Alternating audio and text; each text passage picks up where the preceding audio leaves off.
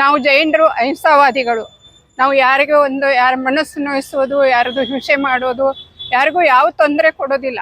ಆದರೆ ಇವತ್ತಿನ ದಿವಸ ಮೇಲಿಂದ ಮೇಲೆ ನಮ್ಮ ತ್ಯಾಗಿಗಳು ಎಲ್ಲವನ್ನೂ ತ್ಯಾಗ ಮಾಡಿ ತಮ್ಮ ಆತ್ಮಕಲ್ಯಾಣಕ್ಕೋಸ್ಕರ ಮುನ್ನಡೆಯುತ್ತಿರುವ ಧರ್ಮಕ್ಕೆ, ನಮಗೆ ಸಮಾಜಕ್ಕೆ ಧರ್ಮದ ಮಾರ್ಗ ತೋರಿಸುವಂಥ ನಮ್ಮ ತ್ಯಾಗಿಗಳ ಮೇಲೆ ಮೇಲಿಂದ ಮೇಲೆ ಅಪಘಾತಗಳಾಗಿ ಅವರ ಒಂದು ಸಮಾಧಿ ಆಗ್ತಾ ಇದೆ.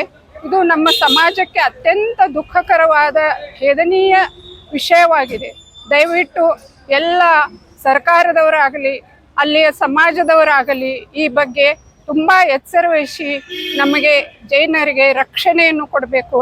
ನಮ್ಮ ಮಹಾವೀರ ಸ್ವಾಮಿ ಹೇಳಿದ್ದು ಬದುಕಲು ಬಿಡು ಎಂಬ ಧ್ಯೇಯ ವಾಕ್ಯವನ್ನು ನಾವು ಇವತ್ತು ಪಾಲಿಸುತ್ತಾ ಬಂದಿದ್ದೇವೆ.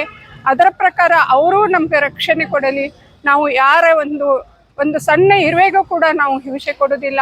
ನಾವು ನಡೆಯಬೇಕಾದ್ರೆ 4 ಮೊಳ ನೋಡಿ ಹಿಂಸೆ ಆಗಬಾರ್ದಂತ ಆ ರೀತಿ ನಾವು ಅಷ್ಟು ಎಚ್ಚರ ವಹಿಸುವಂಥ ನಮ್ಮವರಿಗೆ ಇಷ್ಟೊಂದು ತೊಂದರೆ ಆಗ್ತದೆ ಅಂತ ನಮ್ಮ ಸಮಾಜಕ್ಕೆ ತುಂಬ ದುಃಖವಾಗ್ತಾ ಇದೆ.